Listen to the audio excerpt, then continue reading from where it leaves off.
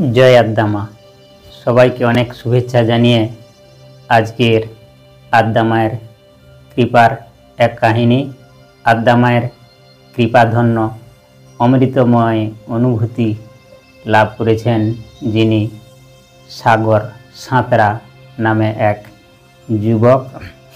घटनाटी घटेছে कलकातार ढाकुरियार आशेपाशे एक दरिद्र बाड़ीर सन्तान अनेक कष्ट करे से एकटा दोकाने मुदिखाना दोकाने काज करे माइना पाय मात्र 5000 टाका। सेई टाकातेई तार संसार चालाते हय। अल्प बेतने चाकरी करे।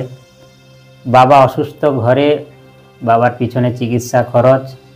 तार एकमात्र छोट्ट कन्या सन्तान और तार स्त्री एवं मा कोनो एकटा कारुर बाड़ीते रान्ना करे अल्प किछु उपार्जन करे और छेले दोकाने काज करे। এই দুজনের উপার্জনেই তাদের কোনো রকমে চলে সংসার।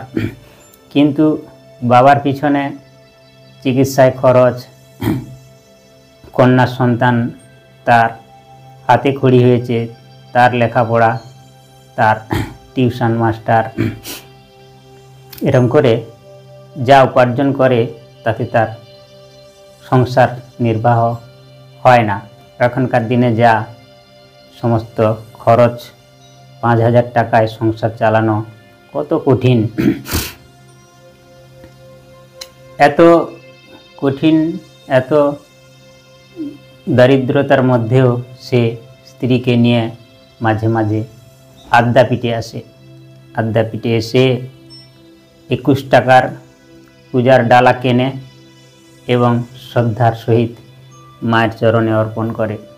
কখনো বড় আদ্যা মায়ের মন্দিরে গেটের কাছে যদি সময় থাকে তাহলে 10:30টায় মন্দির খুললে মাকে দর্শন করে।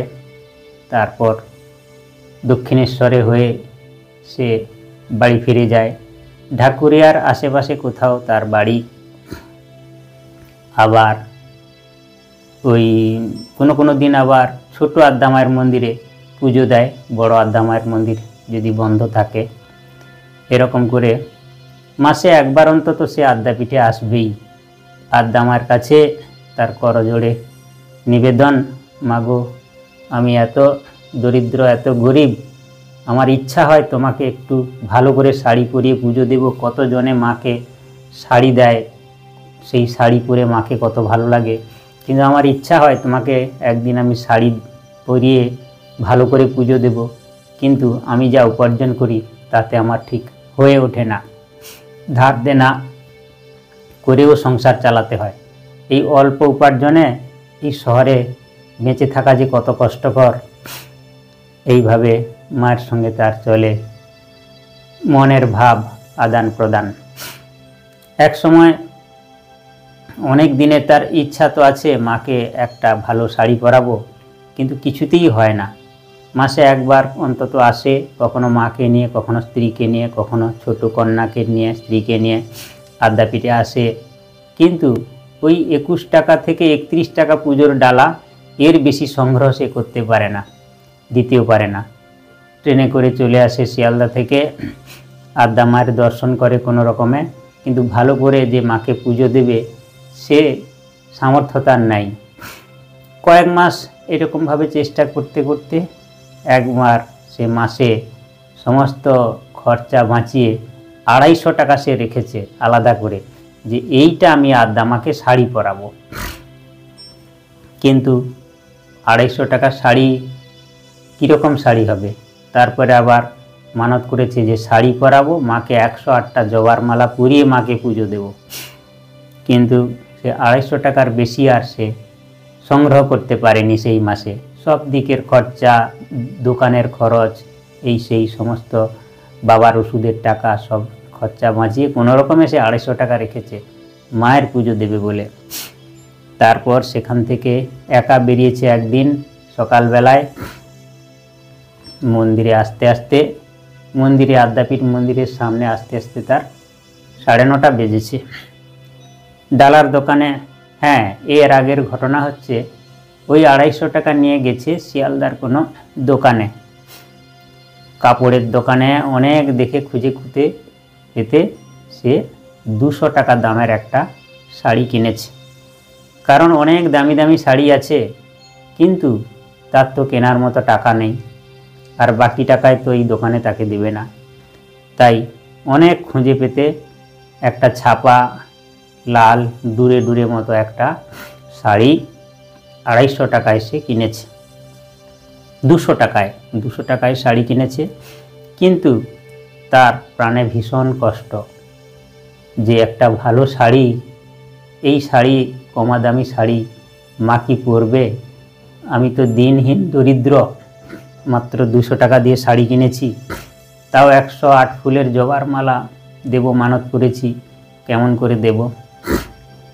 তারপর দক্ষিণেশ্বরের সামনে এসে সেই ডালার দোকানে বলছে যে আমাকে একটা 108 ফুলের জবার মালা দাও। তখন দোকানদার বলল 50 টাকা দাম। তখন ভালো মালা নিলে 75 টাকা দাম। তখন বলছে যে আমার কাছে আছে 50 টাকা, আমি কেমন করে 75 টাকার মালা নেব? তুমি আমাকে এই 50 টাকার মধ্যে 108 ফুলের একটা জবার মালা দাও, আর আমাকে ওই দাও, আর ডালা একটা দাও, পেঁড়া। তখন বলে 50 টাকার মধ্যে তো ওই তোমার 108 ফুলের মালাই হবে না, তোমাকে ডালা দেবো কোথা থেকে? তখন বেশ কিছুক্ষণ দাঁড়িয়ে থাকে দোকানের সামনে, ভাবতে থাকে যে এই শাড়িটা তো মাকে দেব, মা পরবে কিনা জানি না, আর 108 ফুলের মালাও তো কেনার মতো টাকা নেই। তখন সেই দোকানদার ভাইকে বলছে, দাও না ভাই, দাও না, আমার তো মানত করা আছে, আর আমি 108 ফুলের মালা দেব মাকে, কিন্তু আমার কাছে পয়সা নেই, আমি পরের মাসে আসলে তোমার না হয় বাকিটা শোধ করে দেব, তুমি 108 ফুলের মালা দাও না। তখন সে না না, তুমি কবে আসবে, কবে না আসবে তার ঠিক নেই, আমার মনেও থাকবে না, আমি তোমাকে বাকি দিতে পারবো না। কিন্তু দেখতে দেখতে সময় পেরিয়ে যাচ্ছে, আর দোকানদারের কাছে পিড়াপিড়ি করছে। তখন বিরক্ত হয়ে দোকানদার আর ওকে দেখলো যে ও তো মাঝে মাঝেই আসে আর ও পিড়াপিড়ি করছে, তখন তার একটা করুণা উদয় হলো তার প্রতি, যে ঠিক আছে, তোমাকে ওই দিকের মালাটা আমি দেব, ওটা আমি তোমাকে 50 টাকায় দিতে পারি, আর ডালা 21 টাকার ডালা তোমাকে দিচ্ছি, এই 21 টাকা তুমি পরে আমাকে শোধ করে দিও। এই বলে তাকে 21 টাকা তাকে বাকি রেখে তাকে 21 টাকার ডালা একটা সাজিয়ে দিল, আর 108 জবার মালা, মোটামুটি একটু কমা ধরনের মালা যেটা, সেই মালাটা তাকে দিল। দুটো ধূপ, একটা ছোট্ট ডালার প্যাকেট যেমন শালপাতায় দেয়, তার মধ্যে 108 ফুলের মালা ধূপ টুপ দিয়ে তাকে সাজিয়ে দিল। 50 টাকার মধ্যে ডালাটা সে নিয়েছে, 21 টাকা বাকি আছে, আর 1 টাকা কি 2 টাকাও পকেটে রেখেছে মাকে দক্ষিণা দেওয়ার জন্য। দোকান থেকে তো ডালা কোনো রকমে সে নিল, হাতে আছে সেই 200 টাকা দামের ছাপা শাড়িটা, একটা পলিথিনে ঢোকানো আছে। ডালার দোকান থেকে বেরিয়ে আদ্যা মায়ের মন্দিরের গেট, বড় গেট পেরিয়ে যেই মন্দিরের এলাকার মধ্যে ঢুকেছে, তার পা আর যেন কিছুতেই এগোচ্ছে না, প্রাণটা তার যেন ফেটে যায়। ডাকছে মাকে, মাগো, আমার তোমাকে শাড়ি পরানোর ইচ্ছা, কিন্তু আমি দিন দরিদ্র, হতদিন দরিদ্র, এই যে মাত্র 200 টাকা দিয়ে এই কমা দামের শাড়ি পরিয়েছি। আমি তো আদ্যাপীঠ মন্দিরে এসেছি, দেখেছি এরকম শাড়ি পুজোতে অনেকেই দেয়, সেই মায়ের বেদি ঠেকিয়ে তারপরে একধারে রেখে দেয়, তা আমার শাড়িটা হয়তো ওই রকম তোমার বেদি ঠেকিয়ে ছুঁড়ে ফেলে দেবে। কিন্তু মা, আমি এত কষ্ট করে আমি শাড়িটা এনেছি,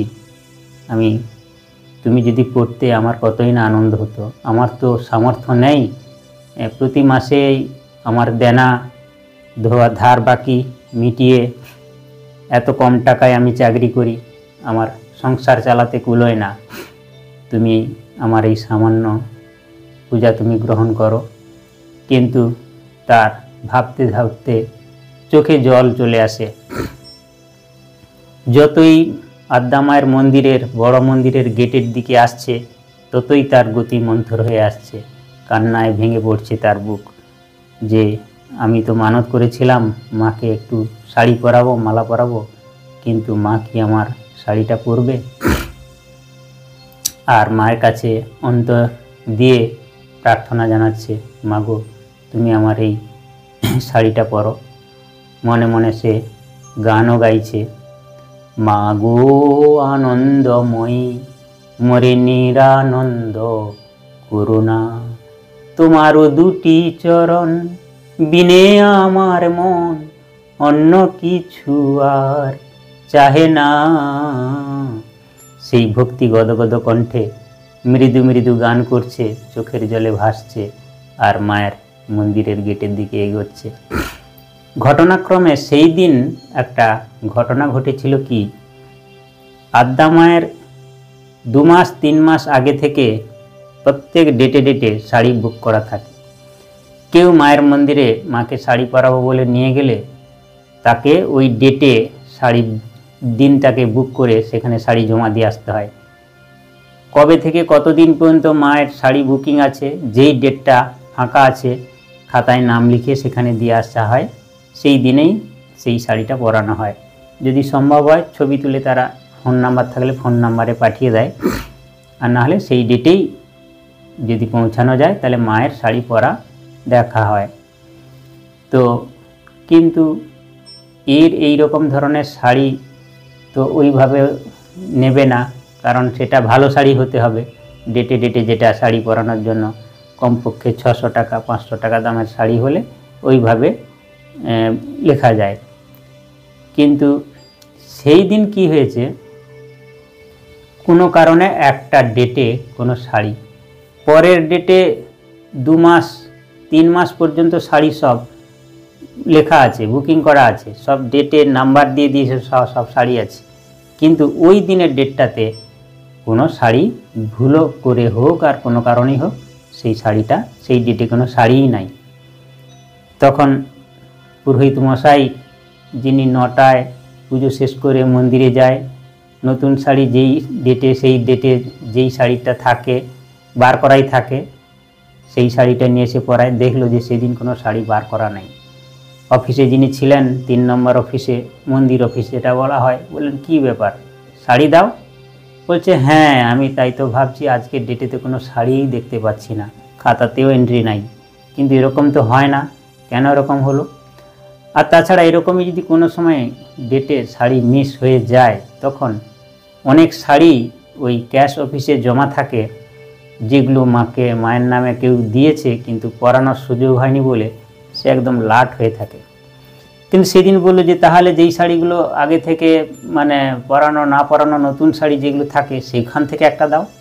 তখন ক্যাশিয়ার মহারাজ বললেন, আমি তো কালকেই সমস্ত গোডাউন খালি করে সমস্ত শাড়ি মন্দিরে বালিকাশ্রমে দিয়ে দিয়েছি, ওদের শাড়ি প্রয়োজন ছিল। তারপরে অনেক পরপর জমা হয়।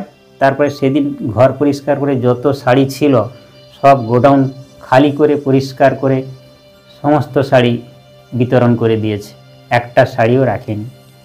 কিন্তু কি হবে, আজকে কি তাহলে মাকে পুরানো শাড়িতেই মাকে আরতি করা হবে? কিন্তু এরকম তো হয় না, সব দিন তো মাকে নতুন শাড়ি পরিয়েই মন্দির খোলা হয় এবং আরতি হয়।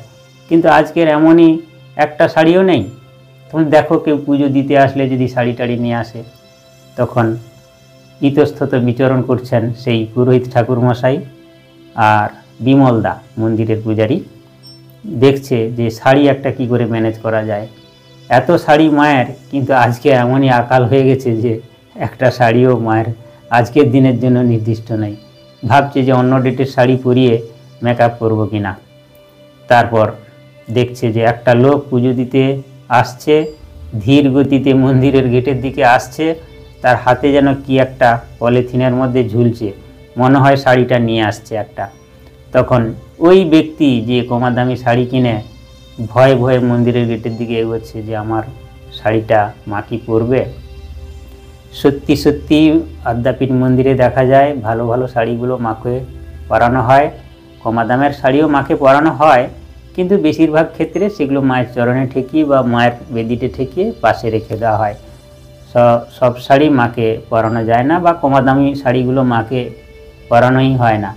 আমরাও অনেক সময় তাই করি, ভালো শাড়ি যেটা মাকে পরালে ভালো লাগবে সেটা মাকে পরাই, আর কমা দামি শাড়ি যেটা মাকে পরালে ভালো লাগবে না সেটা যদি সুযোগ পাই পরাই, কিন্তু অনেক ক্ষেত্রে ভালোগুলোই আগে পরাই। কমা দামি শাড়ি অনেক সময় মায়ের চরণে নিবেদন করে রেখে দেওয়া হয়। দক্ষিণেশ্বরে আদ্যাপীঠে প্রচুর শাড়ি আসে, সেখানেই এরকম করে। তো তখন ডাকছে পুরোহিত ঠাকুর, আরে ভাই তুমি আসো তাড়াতাড়ি, কি নিয়ে আসছো দেখি।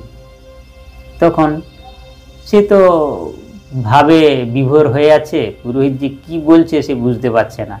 তখন সে আরও যদিও সে যতটা জোরে হাঁটছিল তার থেকে তার হাঁটাটা আরও কমে গেল, কেননা পুরোহিত ঠাকুর তাকে কি যেন বলছে সেটা বুঝবার চেষ্টা করছে। তখন এক পায়ে দু পায়ে পুরোহিত ঠাকুর তার দিকেই এগিয়ে গেল, গিয়ে ছোঁ মেরে তার হাত থেকে ওই প্যাকেটটা নিয়ে নিল। বলছি, কী এনেছো? মায়ের জন্য শাড়ি, তোমাকে বলছি আমার দেরি হয়ে যাচ্ছে, আর শাড়ি এনেছো যদি তো দাও, দেখি পরানো যায় কি না। তখন বলছে, হ্যাঁ হ্যাঁ ঠাকুরমশাই, আমি তো মায়ের জন্য এই একটু শাড়ি এনেছি, কিন্তু কি করব ঠাকুরমশাই, আমার শাড়িটা যদি মাকে পরান, আমি দরিদ্র মানুষ। আরে থামো থামো থামো, মায়ের যদি ইচ্ছা থাকে, দরিদ্র কি আর বড় লোক কি, মায়ের ইচ্ছা হলে সেই যে কোনো শাড়িই পরতে পারে। তো এই বলে তার হাত থেকে ডালাটা নিয়ে আর সেই শাড়িটা নিয়ে মন্দিরের ভেতরে ঢুকে গেলেন। তারপর আর সেই পুরোহিত ঠাকুরকে আর দেখতে পাচ্ছে না। ও মন্দিরে পুজোটা দিয়েই তখন 10টা বেজে গেছে। 10টায় সে 10:30টায় মন্দির খুলবে, নাট মন্দিরে গিয়ে বসে আছে, কখন মন্দির খুলবে, তার শাড়িটা মা পরেছে কিনা দেখবে। আর আকুল প্রাণে সে মায়ের কাছে প্রার্থনা জানাচ্ছে, মা গো, তুমি আমার শাড়িটা দয়া করে পরো। হ্যাঁ হ্যাঁ, আমি তো পারিনি তোমাকে দামি শাড়ি দিতে, তুমি শাড়ি পরেছো দেখলে আমি ধন্য হব। তারপর এই প্রার্থনা করতে করতে 10:30টা বেজে গেল, শঙ্খধ্বনি শুরু হলো, আর ধীরে ধীরে আদ্যামায়ের মন্দিরের দরজা খুলে গেল। দেখা গেল সেই দূরে দূরে ছাপা ছাপা শাড়িটা কি অপূর্ব লাগছে মাকে। অনেক সময় আমরা মাকে আদ্যামাকে শাড়ি পরাই, কিন্তু দেখা যায় যে একটা 5,000 7,000 টাকা দামের সিল্ক বেনারসি বা আরও দামি দামি শাড়ি পরিয়ে যত ভালো করে পরাতে যাই না কেন, সেটা ঠিক ভালো লাগে না। কিন্তু অনেক সময় আমরা এটা লক্ষ্য করেছি, হয়তো একটা 200 টাকা দামের শাড়ি কি 150 টাকা দামের শাড়ি পরালে মাকে খুব ভালো লাগছে। কেমন করে যে কি হয়ে যায়, শাড়ির সেই হয়তো ডিজাইনের কারণে, বা শাড়ি ওই যে ব্যক্তিটি শাড়িটা কম দামি শাড়িটা দিয়েছিল, সেটা শাড়িটা পাতলা কিন্তু কড়া মার দেওয়া ছিল। সেই কড়া মার দেওয়ার ফলে সেই শাড়ির ভাঁজগুলো কুঁচগুলো একদম স্ট্রং হয়ে আছে, আর তার মধ্যে যে ডিজাইনটা ছিল সেই ডিজাইনটা যেন একদম ফুটে উঠেছে। হতে পারে 200 টাকা দামের শাড়ি, কিন্তু সেই শাড়িটা মাকে পরে ঠিক যেন একটা স্কুলের মেয়ের মতো লাগছে সেদিন। মনে মনে সেই, ওর নাম ছিল সাগর সাঁতরা। তো সে মনে মনে মাকে, যেই দরজা গেট খোলা হলো, সে দেখছে তার ছোট্ট মেয়েটা যেমন তার সামনে এসে দাঁড়ায়, সেই মায়ের সেই তার কমা দামি শাড়িটা পরে মাকে তার ছোট্ট মেয়েটার মতো লাগছে, দেখতে খুবই ভালো লাগছে। ওই শাড়িটা কমা দামি হলেও কি হবে, শাড়িটা পরে সেই সময় আদ্যামাকে খুব সুন্দর মানাচ্ছিল। সে আনন্দে তার চোখ দিয়ে অশ্রু গড়িয়ে পড়তে লাগলো যে, মা, আমি দীন দরিদ্র, আমি এসেছি, আমার অনেক দিনের স্বাদ ছিল তোমাকে একটা শাড়ি পরাবো, আর সত্যি মা, আমি কমা দামি শাড়িটা এনেছি। তুমি তো এত কমা দামি শাড়ি পরো না, সব দামি দামি শাড়ি পরো, কিন্তু আজকের কী যে হলো, তুমি আমার এই কমা দামি শাড়িটাই পরেছ। সেদিন এমনই হলো, সেই পুরোহিত ঠাকুর যেন সেদিন আদ্যামা যেন ওর শাড়িটা পরবে বলেই যেন অধীর আগ্রহে অপেক্ষা করছে। সেই দিন কোনো শাড়ি বুকিং নাই, মানে মা জানে যে আমার এই দরিদ্র সন্তানটি আসবে, আমি আজকে তার শাড়ি পরবো। না হলে এত শাড়ির হুড়োহুড়ি, সেদিন একটা শাড়িও থাকলো না মন্দিরে, এই কখনো হয়? কিন্তু সেই দিন ঘটেছিল ঠিক এরকমই ঘটনা। আর ও চোখের জলে প্রার্থনা করে করে সেই কমা দামি শাড়িটাই নিয়ে গেছিল। তারপর সেই আদ্যাস্তোত্র পাঠ, আরতি শেষ হলো, আদ্যাস্তোত্র পাঠ হলো। সেও আদ্যাস্তোত্র পাঠ প্রতিদিন করে মায়ের কাছে তার দুঃখের কথা জানায়। তার ঘটনা আমি সংক্ষেপে বলছি, এখনো বলা শেষ হয়নি, এখনই হয়ে চলেছে, প্রায় 20 মিনিট হয়ে গেছে। তো তাই আমি সংক্ষেপে বলছি। সেই মাকে পুজো দিয়ে সে মহানন্দে সেই পেঁড়া প্রসাদ নিয়ে বাড়িতে গেল। মাকে প্রার্থনা জানিয়ে শাড়ি পরিয়েছে, তার মনের মধ্যে অনেক আনন্দ। সেই প্রসাদ নিয়ে গিয়ে তার শিশু কন্যার মাথায় ঠেকালো, কন্যাকে খাওয়ালো, তার স্ত্রীকে, বাবা মাকে সবাইকে দিল। এরপরে ঘটনাক্রমে সেই সাগর সাঁতরা তার কি হলো, সেই 5,000 টাকার চাকরিটাও চলে গেল। যেমন একটা ঘটনা আছে না, যে করে আমার আশ আমি করি তার সর্বনাশ। মাকে এই পুজো দিয়ে গেল, মহানন্দে বাড়ি ফিরলো, কিন্তু তার এই 5,000 টাকার দামের চাকরিটাও চলে গেল। 5,000 টাকা মানে এত কমা দামি চাকরি করে কোনো রকমের সংসার চলছিল, এবার সংসার তো অচল হয়ে যাবে। চাকরিটা চলে যাওয়ার কারণ হচ্ছে সেই যে দোকানদারের দোকানে সে কাজ করত, সেই মালিক ওকে প্রচুর খাটাতো। যতটা না মাইনা দিত তার ডবল দ্বিগুণ তাকে পরিশ্রম করাতো, খাটাতো, দিনে রাতে। ছুটিও কখনো দিত, ঠিক সময় তার ছুটি দিত না। খাবার দাবার তার ঠিক সময় মিলত না। তো সে মাইনা বাড়াতে অনুরোধ করেছিল, মাইনা তো বাড়ায়নি, কিন্তু পরিশ্রম দিনে দিনে বাড়তে লাগলো। তখন এক সময় সে আপত্তি করেছিল যে আমার মাইনা বাড়াতে হবে, এই মাইনায় আমি কাজ করতে পারবো না, আমার সংসার চলছে না। তখন বলে, তোর সংসার চলছে না চলছে সেজন্য কি আমি দায়ী? আমি এর থেকে মাইনা বেশি দিতে পারবো না। এইরকম সংক্রান্ত কিছু একটা হয়ে তখন সেই সময় অন্য ওকে, ও বোধহয় 1-2 দিন কামাই করেছিল, মাইনা বাড়াতে হবে বলে। তারপরে গিয়ে যখন দেখে ওর জায়গায় অন্য লোক নিয়ে মালিক কাজ করছে, ওকে বলল তোকে আমার আর দরকার নেই। কারণ সেই সময় কি হয়েছিল, ঘটনাক্রমে সেই মালিক অন্য একটা কাজের লোক পেয়ে গিয়েছিল, যে কিনা কাজের অনুসন্ধান করছিল, তাকে আরও কম টাকায় আরেকটা কাজের লোক পেয়ে গিয়েছিল। তো এর কাজ চলে যাওয়াতে এ আরও ভেঙে পড়লো, কি করব। ওর মাইনা টাকা যা পাওনা ছিল 4,000 টাকা মতো ওকে মিটিয়ে দিয়েছে মালিক, তোকে আর আমার আর দরকার নাই বলে তাকে ছুটি দিয়ে দিয়েছে। কি করবে সে, চিন্তায় ভেঙে পড়লো। কয়েকদিন সে কাজে যাচ্ছে না দেখে মা তার বলল, কিরে তোর কি হয়েছে, কাজে যাচ্ছিস না? বলছে, না কিছু না, এই মাকেও জানায়নি যে তার কাজ চলে গেছে, কারণ মা খুব চিন্তা করবে। তা এমন করে কয়েকদিন কাজে যাচ্ছে না। তারপর একদিন সকালবেলায় তার স্ত্রীকে বলল যে আমি আজকের বেরোচ্ছি, আমার আসতে একটু দেরি হবে। এই বলে সে দোকানে দোকানে অনেক জায়গায় কাজ খুঁজলো, কাজ তার জুটলো না। তারপরে সে কি করলো, সেই 3,000 কত টাকা নিয়ে সে শিয়ালদা কোলে মার্কেটে গেল। কোলে মার্কেট থেকে কয়েক বস্তা সবজি কিনলো, ট্রেনে করে নিয়ে গেল ডানকুনি স্টেশনের কাছে কোনো একটা জায়গায় বসে সে সবজি বিক্রি শুরু করলো। কিছু সবজি বিক্রি হলো, কিছু সবজি বিক্রি হলো না। আশেপাশে কোনো একটা জায়গায় সেই সবজিটা রেখে বাড়িতে ফিরল। তারপরের দিন যে টাকায় তার সবজি বিক্রি হয়েছে সেই সবজি টাকা দিয়ে আবার কিছু সবজি কিনে সে আগের দিনের সবজিটা রেখে এসেছিল কোথাও, রাখতে তো কেউ চায় না, অনুরোধ করে কোনো রকমে কোথাও রেখে এসেছিল। তারপরের দিন আবার সেখান থেকে সবজিগুলো নিয়ে মাথায় করে নিয়ে আবার কোথাও বসলো।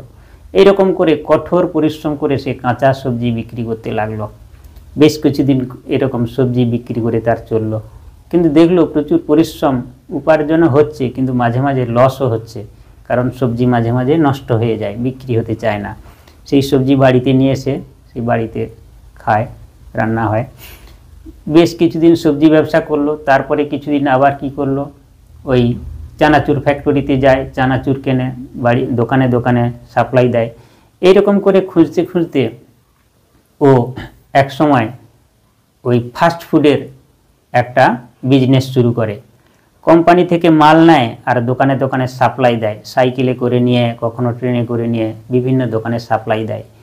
ও তখন সেই ফাস্ট ফুডের বিজনেসটাই শক্ত করে ধরলো, কাঁচা সবজির বিক্রি বাদ দিয়ে। দেখলো যে এগুলো নষ্ট হয় না সহজে, যদি বিক্রি নাও হয় ঘরে 1 সপ্তাহ 2 সপ্তাহ রেখে দেওয়া যায়। ফাস্ট ফুডের বিজনেসটা করতে করতে তারপরে সে কি করলো, ও যে টাকায় কিনতো ও সামান্য লাভ রেখে দোকানে দোকানে সাপ্লাই দিত। কয়েক মাসের চেষ্টাতে কয়েকটা কাস্টমার, ভালো সে কাস্টমার পেয়ে গেল। এইভাবে সে এক সময় ফাস্টফুডের দোকানে দোকানে সাপ্লাই দিত। দিতে দিতে ও একটা জায়গায় কিছু টাকা উপার্জন হলো এবং অনেক কষ্টে, আর ও কিছু সেই ফাস্টফুড যে দোকান থেকে মাল নিয়ে বিক্রি করত, সেই হোলসেলার দোকানের ওর সততা এবং উদারতা দেখে তারও পছন্দ হয়ে গেল। তার সহায়তায় ও এক জায়গায় নিজে একটা ফাস্টফুডের দোকান খুলল। সেই ছোট্ট দোকান করে সে ধীরে ধীরে সেই ব্যবসাটা তার খুব ভালো, এমন জায়গায় দোকানটা করেছিল উল্টোডাঙায় না, ঢাকুরিয়ার আশেপাশে। তার কেনাবেচা ধীরে ধীরে বাড়তে লাগলো এবং সে এক সময় সেই ফাস্টফুডের বিজনেস করে সে অনেক বড় লোক হয়ে গেল। মানে দরিদ্র তো সে থাকলো না, সে যেখানে মাসে 5,000 টাকা উপার্জন করতে পারত, এখন সে প্রতিদিনই তার 5,000 টাকা সে লাভ করতে পারে। এরকম তার বিজনেসটা বড় হয়ে গেল। ধীরে ধীরে দোকানটা তার অনেক বড় হলো। তা সে এখন মাসের মধ্যে হয়তো 25 থেকে 50,000 টাকা উপার্জন করতে পারে বা আরও বেশি করতে পারে। দোকানটা বেশ বড় সড়ো। সে নিজের দোকানেই 4-5টা কাজের লোক রেখেছে। এখন তার বিজনেস খুব ভালো চলছে। তো এই হচ্ছে সেই আদ্যা মায়ের দীনদরিদ্র সাগর সাঁতরা। গ্রামের কোনো একটা ছেলে, তার বাবা চলে এসেছিল সেই ছোট্টবেলায় শিশুপুত্রকে নিয়ে কলকাতায় তার জন্ম এবং বেড়ে ওঠা, এবং এমন দরিদ্রতা তার মধ্যে থেকে সে আদ্যা মায়ের কাছে প্রার্থনা করে করে সেই ছেলেটি এক সময় আমার কাছে একটা আদ্যা মায়ের ছবি চেয়েছিল। যখন সে দরিদ্র ছিল, আমি তাকে একটা রোল করা আদ্যা মায়ের ছবি দিয়েছিলাম, মানে কাগজ পৃষ্ঠা।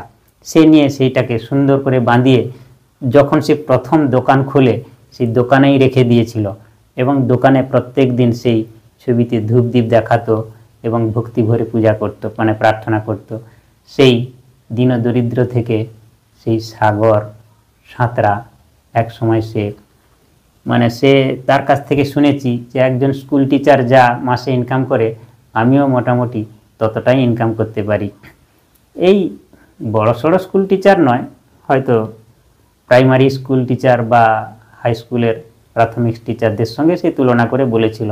অতএব আমি লেখাপড়া বেশি শিখিনি, বোধহয় সে 6 কি 7 পর্যন্ত পড়েছিল। তার মধ্যে দিয়ে সে এখন ভালো উপার্জন করতে পারছে। কিন্তু প্রথম জীবনটা তার খুবই কষ্টে কেটেছে।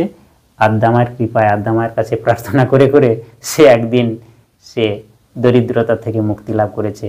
তাই ধৈর্য, অধ্যবসায় এবং ভগবানের কাছে যদি আমরা শ্রদ্ধার সহিত প্রার্থনা জানিয়ে যাই, মা এক সময় তা পূর্ণ